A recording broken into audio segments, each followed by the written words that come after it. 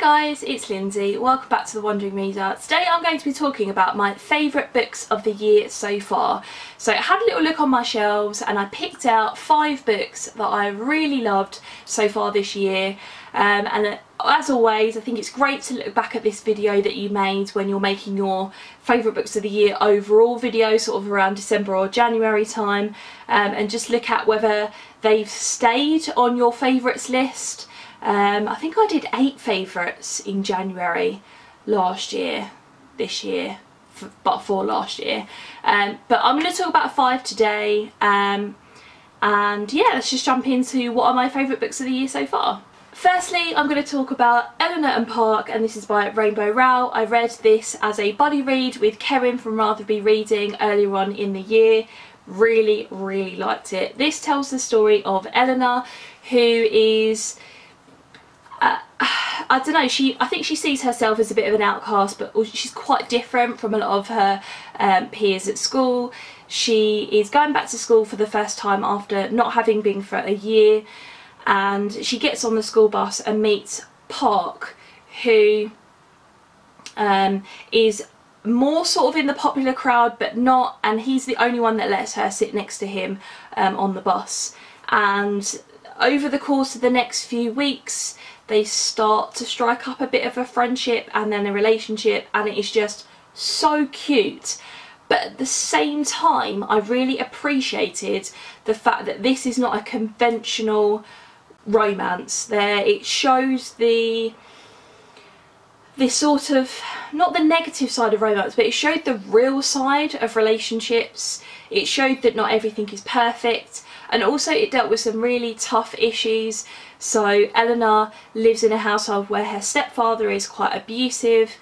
She doesn't have a particularly nice home life, so it talks a lot about that sort of thing, and a lot about kind of the fact that she is different and how people treat her as a consequence of that. So I thought it dealt with a lot of really good issues, and I just loved Eleanor and Parker's characters and their relationship. So Kerry talked about this on her favourites video, I think, and she was talking about the fact that she wanted there to be a sequel of this, and I do as well, but I understand why it finished the way it did. So yeah, loved this. The next one I want to talk about is When I Hit You by Mina Kandasamy. This was on the Women's Prize shortlist this year, and I absolutely loved this book for completely different reasons. This is a book all about a husband and a wife, and the husband abuses the wife in every single form that you can think of, and it is really quite brutal and eye-opening, and that's what I loved about it. Mina Kandasamy didn't hold back in the slightest when it came to airing these issues and talking about exactly what it was like to be physically abused, emotionally abused, sexually abused, like every type of abuse that you can think of. And I've never read a book where it was so starkly written about, and I really appreciated the brutality of it, the fact that she was just so open about this relationship. Yeah, loved it.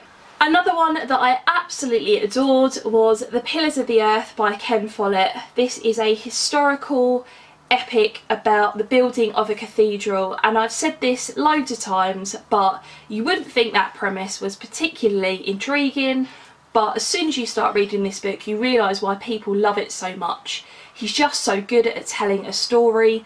He's so good at creating and developing characters that you either root for or that you absolutely hate.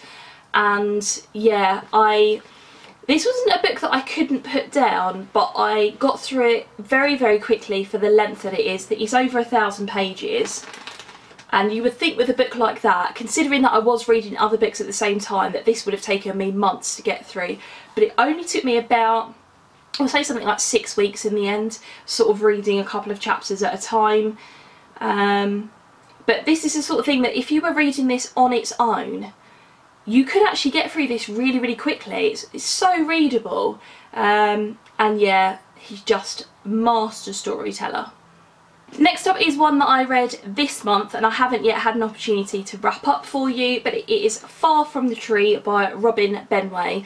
This is a YA contemporary story about 3 siblings who've come back together again after not really knowing that they existed. It's told from the 3 perspectives, and what kickstarts all of this is that Grace, one of the siblings, she gets pregnant and has to give up her baby, or she decides to give up her baby for adoption. And then at the beginning of the book she goes to her parents, like after sort of like some real, you know, heartbreak and agony over the fact that she had to give up her child. She goes to her parents and says, I want to find out about my birth mum, because she was adopted herself. And her parents tell her that they don't know anything about her birth mum, but she does have siblings. So she goes and looks for these siblings, and then the story goes from there, and we read from all 3 of their perspectives. All 3 have got different heartbreaking things going on in their lives, and their characters were just so rich, and I felt like I could relate to different things that were going on, but also just feel for them so much. They just felt so real and so rich, and the story was really, really good. And yeah, it's super emotional too. I cried at quite a few moments during this. I mean, not like sobbing, because I don't really do that, but tearing up, really feeling for these characters and what was going on. So yeah, absolutely fantastic. And then the last book that I want to talk about today is Starfish by Akemi Dawn Bowman. This is another YA contemporary story that follows Kiko, and she's Japanese American, and she suffers with a lot of social anxiety. And at the beginning of the book she is looking forward to getting into this art school called Prism, but she gets a letter one day to say that she hasn't got in, and at the same time her abusive uncle moves back into the family home, and she doesn't particularly have a good family home life anyway. Her parents have got divorced recently, and her mother is what can only be described as a bitch, basically. Yeah, doesn't really take care of Kiko, openly dislikes her, to be quite honest. And it's about her leaving home and looking for art schools on the east coast of America with her friend called Jamie, and just starting again, as it were. And I found myself relating to her character so much, and I don't often find that in books, you know, and I think when you do find that, you remember a book so much more. So all of Kiko's social awkwardness reminded me of what I was like when I was a teenager, and sort of her finding it hard to make friends and maintain relationships and strike up conversations. All of those things I could totally relate to, and I think that's what made this book so powerful for me. So there you go guys, they were 5 of my favourite books of the year so far. I'd love to have a chat with you in the comments below. What's your favourite book of the year so far? Yeah, and have you read any of the ones that I've talked about, and what did you think of them? Thanks very much for watching, and I'll see you in my next video. Bye.